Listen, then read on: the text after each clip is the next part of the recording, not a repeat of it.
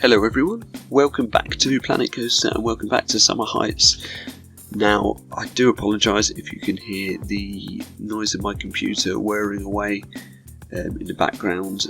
I will try and edit it out as much as possible, but unfortunately it just doesn't want to shut up. So we're just going to have to work around that.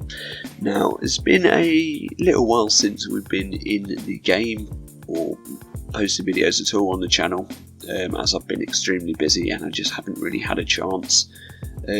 Not had that much motivation to play these games either, to be honest. But we've done bits and bobs here and there, and I've put together, everything that we've come up with over the last month or so.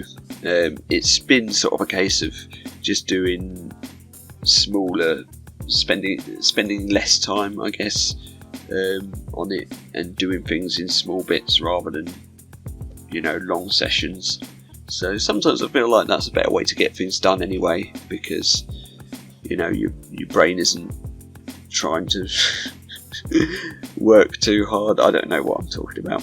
So what we're working on here is a continuation of the classical Roman style themed area, and we're just building a few props to go around the ride. So now that I'm getting better at this game, I like to build loads of custom stuff using the pieces that we have, with lots of heavy detail, and that's what takes the time really. That's what I can spend absolutely hours doing. Looking at this clip, it just looks like I'm showing the same clip over and over again, but it really did take me like that long to do it. Bear in mind that this is time-lapsed as well, so it's a lot quicker.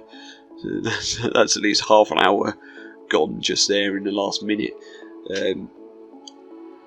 But yeah, I'm not really sure what you would call this sort of building. It's sort of like a bandstand type thing, I guess. I just took it from a reference image of sort of classical Roman architecture, and that's what we come up with. It's all fancy anyway. It's a theme park, so it doesn't really matter what it is, I guess. It just looks nice. Using some of the temple piece stairs then, and just rotating them round with some Victorian pillars and stuff in there as well, to get the general shape of this. And it's just the first thing that I wanted people to notice when they're on the log flume. Looking out to the left, you see this really cool sort of Roman building type thing. I'm using way too many pieces on everything I do like this in the game, in this park. By the time I'm finished on my laptop, it'll probably run at about 10 FPS. And this isn't a mega park, this is quite a small park, but it is what it is. I like to build in this style, and yeah, I never will do sort of mega parks, because I don't see the point in just building like 10 roller coasters when some of them are going to be quite similar anyway, probably, and you can add that level of detail, but even if you have a really high performance rig, detailing to this level in a mega park is going to make your PC lag. So for someone like me that's got a fairly low end computer, laptop, there's no way I'd be able to build a huge park with this level of detail. So we're going for sort of 2, hopefully 3 themed areas in total. But yeah, when I'm looking at this area alone, it's still running quite nicely, it's still getting 40 FPS while I'm building, so that's quite good. That to me suggests that either we'll be able to build a third themed area, or we'll just get a sudden drop and it will just shoot down to 10 FPS and I won't be able to build anything else. But we'll see what happens anyway. It's all fun and games. This shape, which is sort of taken from the reference image, I thought would take absolutely ages to build, but in fact it took me about 5 minutes to put together, so I was really happy with that. I was really impressed with how that come together, and honestly I think it ends up looking really good. But I thought the top of the building looked a bit flat, so I stick a very simple dome on top of there as well to sort of cover it up. And yeah, I mean that's the thing about this game. You can just make anything you want just by taking the normal pieces and rotating them or using them in a different way. There's so many, like, I know it sounds cliched, but your imagination is the limit. Like, there's so many possibilities that you can do when you're building in this game. And yeah, I added a bit of detailing in there as well, in sort of inside the building, I guess. Not really sure why, I just thought it looked quite cool.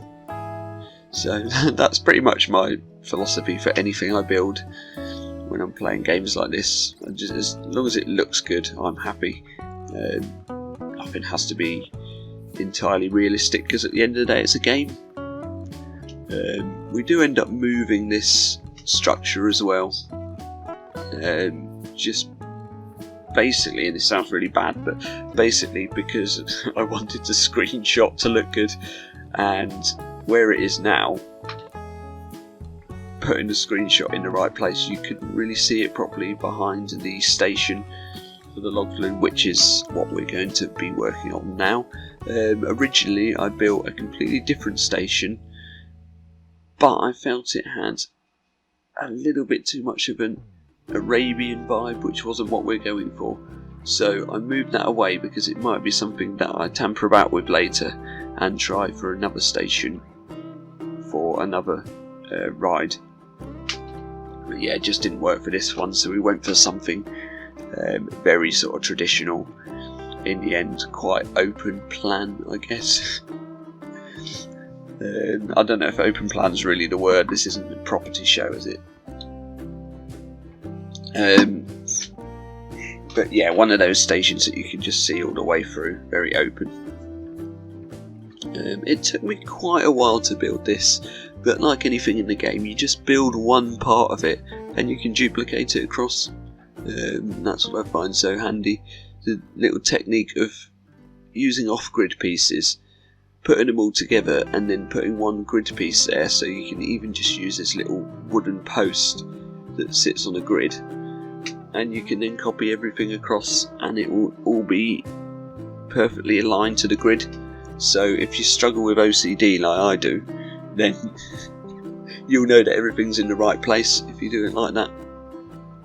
And that's a technique that I've used for quite a lot of the build in quite a lot of the things I've built in this park so far. But yeah, it's strange. We're already sort of 10 episodes into this series. Although it does feel like I've been working on it for an age. It's probably been about 6-7 months that I've been working on this. This game does take a lot of time. You'll know that if you played it yourself. I mean, that's just something of it. It's ideal when, when there's a 3-4 month lockdown and you're on furlough, because you can just sit and play games like this all day. But it's not so ideal now for someone like me that's sort of very busy with work and various other commitments. So unfortunately, I just play as and when I can, when I've got the motivation as well. But I'm quite looking forward to continuing with this project. I think in the next video I might jump to a different part of the park. There's still some other things that could do with being built, just so that I don't get bogged down too much in this one theme. And then maybe in the one after that we'll go back to this area, because I think it's important to give yourself a bit of variety in what you build. And if this is quite a big themed area and a lot of the colours and pieces I'm using and stuff are all very similar, so it's nice to break out for a bit, do something completely different and then go back to it, just to get a bit of variation.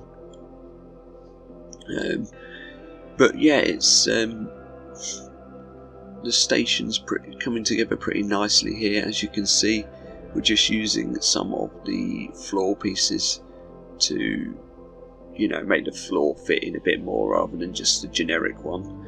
I keep the theming very light inside the station here because it's so open. I want you to be able to see straight through it, so there's literally just a couple of pots and things like that. It took me a while to work out how to get the queue and the entrance and exit queues, how I want them. Not really an exit queue, is it? You wouldn't queue on the way out. You know what I mean, the entrance queue and the path, the exit path. I had to go back and adjust them again later to get them in the right place. But yeah, it's a very simple square building, this one. I mainly make it interesting by the detail, like the detailing on the outside, because it is quite a plain building. I try not to build things just rectangular like that, but I feel for this one it worked out quite well anyway. We have got plans for a coaster to go in this area in the future. Not sure when I'm gonna work on that, but it shouldn't be too far off. That's probably what we'll go back to when we come back to this area.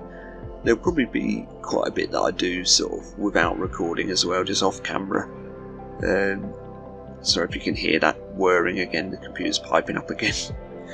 But yeah, there'll probably be quite a lot that I don't record, just finishing off, because hours and hours of rock work and stuff like that is just not that entertaining to watch. So even with the videos heavily cut down like they are, and obviously time-lapsed, I still feel like watching me put rock work down and stuff does just take a long time. It's not, like I say, it's not that entertaining.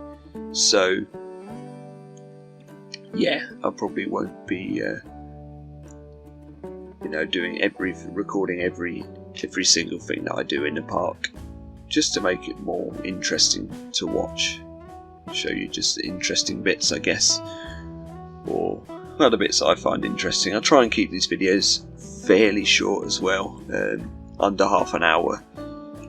I don't want anything running over half an hour really, because I'd hate for people to get bored while they're watching these videos. I mean, they might do anyway, because my voice just is a sort of monotone.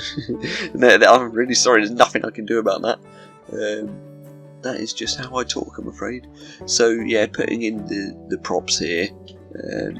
A couple of the pots I was looking at there were just too big. In fact, it might just be that we go for these plant pots and that's it. I'm not sure, I can't remember. But yeah, it's all you need really for theming like this, because the whole building itself is themed. Again, off camera I do a lot of foliage work and rock work and stuff as well, and planting, just to decorate the area as well. I do think the red roof brightens up the colours in this area a bit, but still I feel as though it needed some brighter like foliage and planting and stuff, to give it more colour variation. So I do some blues and purples and stuff later on in the video, just to make it more interesting. And yeah, that's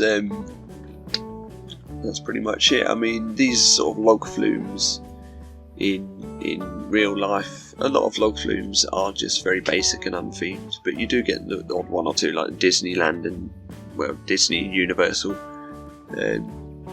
rides, where they're a lot more heavily themed and interesting to ride, and that's more sort of what we're going for with this one.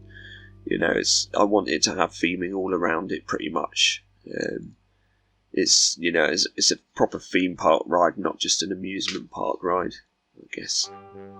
And I think it's coming together quite well. So I'm going to leave you to enjoy the rest of the time lapse and the cinematic shots at the end, and we'll be back in the next one, maybe working on a different area of the park. So thank you very much for watching, hope you enjoyed it, and I'll see you next time. Bye bye.